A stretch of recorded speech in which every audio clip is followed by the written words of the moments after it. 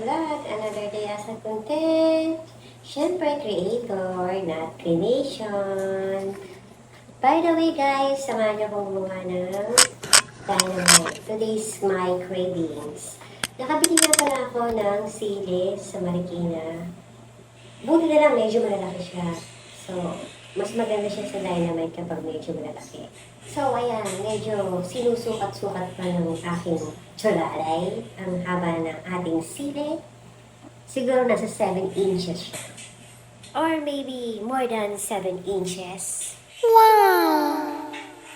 Ay nako, bago pa maiba ang usapan natin, eto na. Una natin gagawin, tatanggalan natin ng mga buto ang ating mga sili. So, gaya na pa magtanggal ng buto. Advice lang guys, dapat naka-gloves kayo dito para hindi mahapdi sa kamay.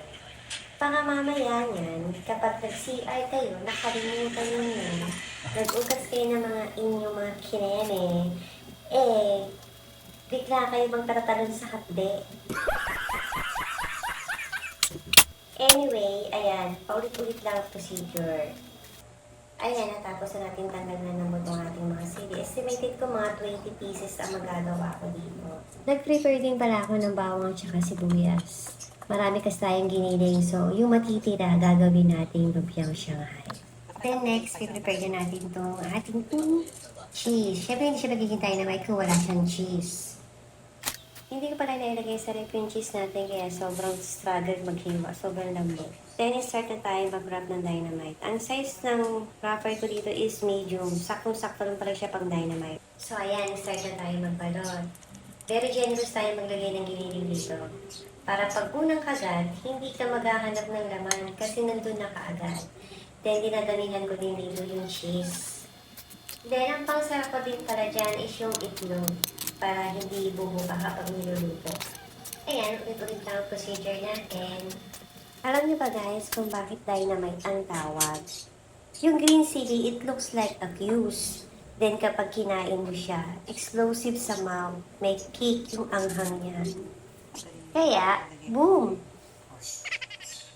After dynamite, gagawa na ako ng Shanghai. Marami pang cheese kaya lalagyan ko rin ng cheese. Madami-dami din na nagawa kong Shanghai. Bali yung dynamite nga pala, nasa 20 pieces nga ang nagawa ko. Then, ayan, sarang na tayo. Magpapait na tayo ng mantika. Then, pagdadyakusihin na natin ang ating mga dynamite. Ganyan, nag-golden brown na siya. Then, pag golden brown na, iaahon na natin. Then, i-prepare na natin sa lamesa. Hindi ko pala naipakita yung paggawa ng dipping sauce. So, anyway, first bite! Yum, yum, yum!